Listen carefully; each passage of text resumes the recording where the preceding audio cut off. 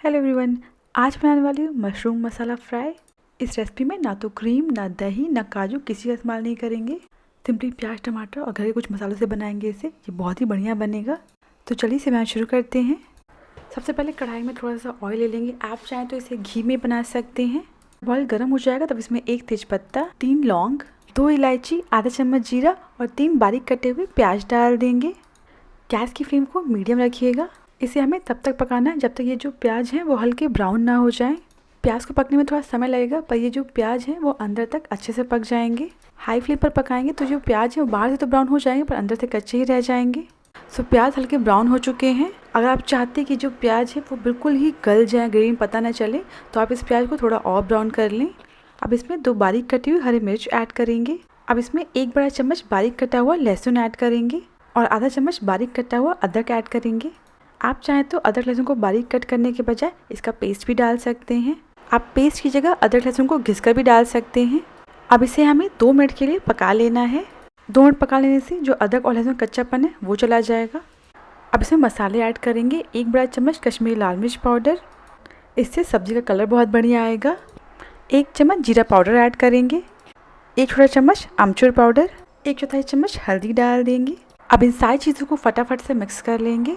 आप देख सकते हैं मिक्सचर थोड़ा ड्राई हो रहा है। इस समय गैस की फ्लेम को लो कर दीजिएगा ताकि जो मसाले हैं वो जले ना। अब इसमें 3 से 4 बड़े चम्मच पानी डाल देंगे। पानी ऐड करने से जो मसाले हैं वो जलेंगे भी नहीं और जो प्याज है वो थोड़े सॉफ्ट हो जाएंगे। पानी अच्छे से मिक्स हो चुका है। अब गैस को मीडियम फ्लेम पर कर देंगे। अब इसमें 1/3 कप शिमला मिर्च ऐड करेंगे। अब इसे प्याज के साथ अच्छे से मिक्स कर लेंगे और इसे 1 मिनट के लिए पकने देंगे। आप चाहें तो शिमला मिर्च को स्किप भी कर सकते हैं। अब इसमें 2 टमाटर का पेस्ट डाल देंगे। अब सारी चीज़ों को अच्छे से मिक्स कर लेंगे। टमाटर को 6 से 7 मिनट के लिए पका लेंगे। बीच बीच में इसे चलाते रहिएगा। जब टमाटर पक जाएंगे तब ये जो मिक्सचर है वो थोड़ा ड्राई हो जाएगा और जो टमाटर है वो ऑयल रिलीज़ कर देगा। चाहे तो आप ढक दें जिससे टमाटर जल्दी पक जाएंगे। ये देखिए टमाटर अच्छे से पक गए और टमाटर ने ऑयल भी रिलीज़ कर दिया है और इसमें कलर भी बहुत बढ़िया आया है। मसाले पहले ऐड करने से ग्रेवी मसालों का टेस्ट बहुत ही बढ़िया आता है। अब इसमें 7 से 8 कटे हुए मशरूम डाल देंगे। आप चाहे तो मशरूम को और छोटा कट कर सकते हैं या फिर मशरूम को लंबाई में कट कर सकते हैं। मशरूम को ग्रेवी के साथ अच्छे से मिक्स कर लेंगे। इसे हल्के हाथ से मिक्स करिएगा। सारी चीज़ें अच्छे से मिक्स हो चुकी हैं। अब इसमें आधा कप पानी डाल देंगे। इस समय जैसे आपको ग्रेवी चाहिए उस हिसाब से इसमें पानी डाल देना है।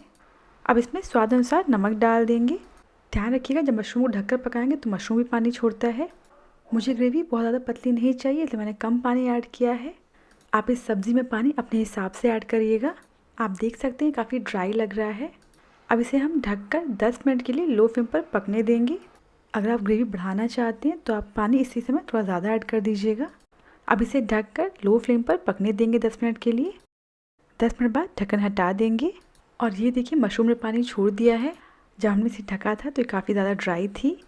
अगर आपको लगे मशरूम अभी अच्छे से नहीं पके हैं तो आप इसे 5 मिनट के लिए ढककर और पका लें। लास्ट में इसमें चॉप की हुई धनिया की पत्ती डाल देंगे। आप चाहें तो थोड़ी सी कसूरी मेथी भी डाल सकते हैं। इस समय सारी चीज़ों को कर लेंगे मिक्स और इसी के साथ हमारी मशरूम की सब्ज़ी बिल्कुल रेडी है। इसे बनाने में 15 से 20 मिनट ही लगते हैं। इस तरीके से एक बार मशरूम बनाकर देखिए, ये हर किसी को बहुत पसंद आएगा। अगर आपको रेसिपी पसंद आई हो तो प्लीज़ मेरे चैनल को सब्सक्राइब करना ना भूलें।